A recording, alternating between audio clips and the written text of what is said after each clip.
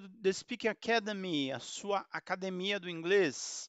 Bem, então, na aula de hoje, a gente vai falar sobre o simple present, né? Então, o presente simples. Então, começando aqui, qual que vai ser a fórmula básica para a gente usar ele? Na forma afirmativa, a gente vai usar sujeito mais verbo. Muito simples, né? Então, como é que fica isso? Sujeito mais verbo. Por exemplo, I work every day. Então, I é o sujeito, work é o verbo. Eu trabalho. Todos os dias é o complemento da frase, ok? She works every day. Ela trabalha todos os dias, ok? He watches TV at night. Ele assiste TV à noite. It goes fast. Isso vai rápido. Ok, então, independente de qual seja o sujeito, vai ser sempre sujeito, verbo, tá bom? E o complemento pode ou não estar na frase, né? Então, aqui todas as frases estão no presente, né? Eu trabalho, ela trabalha, ele assiste. Isso vai rápido, ok? Legal. E como é que vai ficar a forma negativa? A forma negativa vai ser sempre sujeito mais o verbo auxiliar, que pode ser do ou does, ok? E o not, que vai indicar a negativa, mais o verbo da frase. Então, vamos dar uma olhada como é que fica isso aí, com um exemplo, ó.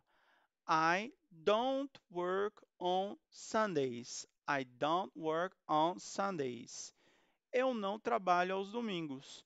Então, aqui a gente tem o sujeito, verbo auxiliar, só que aqui ele está da forma contraída. Então, do mais not pode virar don't. Então, em conversações, a gente vai usar muito mais don't, ok? I don't work. Eu não trabalho. She doesn't work. Ela não trabalha. She doesn't work on Sundays. Então, aqui a gente vai usar o do ou o doesn't, né? O don't ou doesn't. Por que que a gente usa um? Por que que a gente usa outro? A gente já vai ver isso. E por último, a gente tem a forma interrogativa, que vai ser do ou does, mais o sujeito e mais o verbo. Então, aqui a gente tem uma mudança, né? A gente começa com o verbo auxiliar. Então, sempre que você vai fazer uma pergunta em inglês, você vai começar ela com o verbo auxiliar. Isso é uma regra, tá bom? Então, vamos ver o exemplo, como é que fica, né? Aqui, perguntas. Do you play football? Você joga futebol? Então, aqui a gente tem um auxiliar do, sujeito you e o verbo que é play, ok? Does he play football? Ele joga futebol? Então, a gente começa com o auxiliar does, a gente tem o sujeito he e a gente tem o verbo play, ok? Então, perceba que para fazer perguntas a gente vai sempre começar com auxiliar, sujeito e verbo.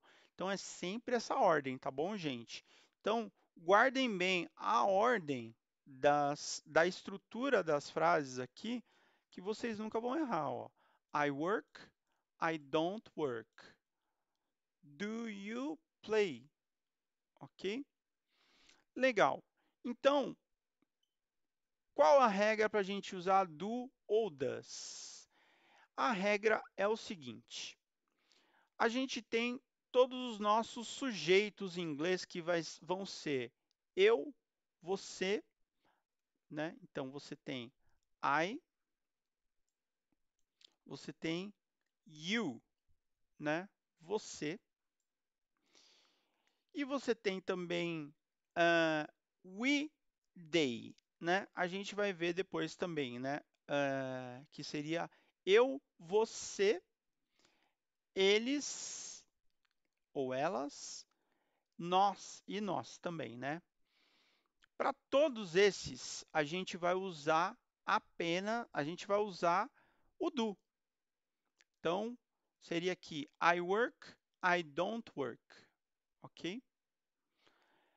You work, you don't work, por exemplo, né? Então, do you play, do I play, do they play, do we play. Legal. E quando que eu uso does? É o seguinte, no inglês a gente tem esses três sujeitos aqui, né? Esses três pronomes que são he, she, it, né? Que seria ele, ela e o it a gente usa para, pode ser tanto ele quanto ela, só que ele é usado apenas para animais, objetos, né? Ou a gente tem algumas situações onde a gente também tem o sujeito oculto, que a gente vai aprender, tá bom? Então, para esses três casos, a gente vai usar o does. E tem um outro detalhe também. Quando a gente afirma, aí o verbo ele vai receber normalmente ele recebe um S, por exemplo. I work, she works. I play, he plays. Então, na terceira pessoa do singular, quando você afirma, o verbo recebe um S. Porém, em alguns casos, por exemplo, quando o verbo terminar em CH, SH, SS, O, X ou Z, o verbo vai receber ES. Olha que legal. Então, se for I, vai ser I watch, eu assisto. Se for he, vai ser he watches, ele assiste. Então, assim, é a mesma coisa, porém, a gente tem essa regra, né? Então, aí ele recebe ES no final. Wash, que é lavar, vira washes. Go, que é ir, vira goes. Fix, vira fixes, ok? Então, você tem essa regra para os verbos que terminarem com essas letras, né? Ou esse grupo de letras, tá bom? E você tem mais uma regra também. Quando o verbo terminar com um Y, a gente vai tirar o Y e vai acrescentar IES, ok? Então, na verdade, ele terminar em consoante mais Y, né? Por exemplo, aqui, study, você tem consoante D mais o Y. Aí vira studies, assim. She studies. Try, vira tries. I try, he tries, ok? Quando ele termina com vogal e Y, aí é S normal, né? Plays, says, ok? Mas a dica que eu dou é assim, essa parte de terceira pessoa, a gente vai aprendendo aos pouquinhos.